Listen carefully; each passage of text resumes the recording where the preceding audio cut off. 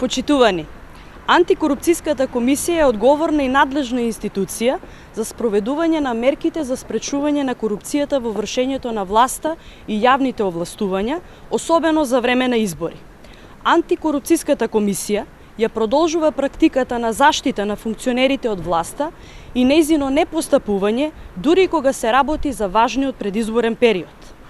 Антикорупцијската комисија скоро и да нема постапено согласно одредбите од Законот за спречување на корупција, што се однесуваат за периодот од донесување на одлука за распишување на избори до завршувањето на изборите.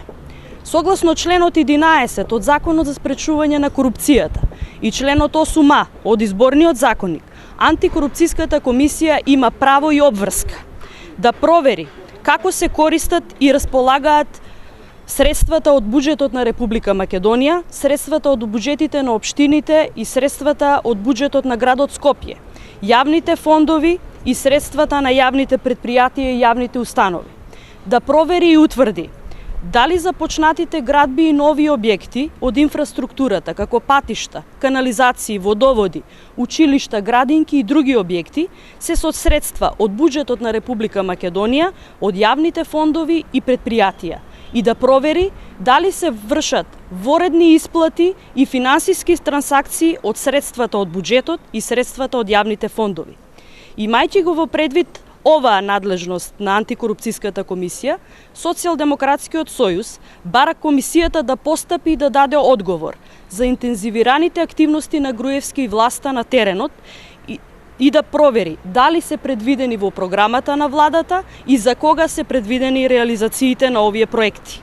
Например, дали започнатата изградба на канализација во општина Василево на денот на распишувањето на претседателските избори во присуство на вице-премиерот и министер за финансии Зоран Ставревски е кршење на одредбите од Изборниот законник и непостапување на Антикорупцијската комисија.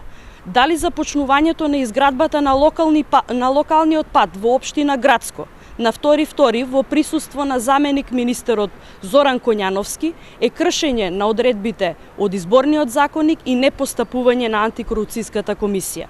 И трето, дали барањето на владата до општините за обештетување на граѓаните кои пријавиле штета од елементарните непогоди во 2009 година, 4 години подоцна, е кршење на одредбите од Изборниот законник и неисполнување на обврската на Антикорупцијската комисија.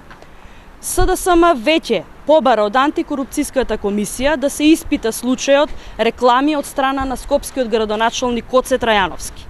СДСМ ќе продолжи да укажува на обврските на Антикорупцијската комисија пред и за време на изборите и ќе поднесува представки со барања за законито и совесно постапување.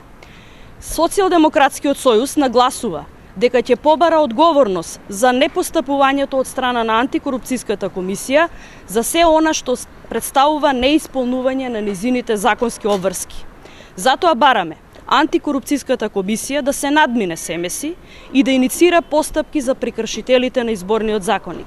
На крајот потенцираме дека за фер избори не е доволно само консенсуалното усвојување на измените од Изборниот законник, туку и нивно доследно почитување. Благодарам.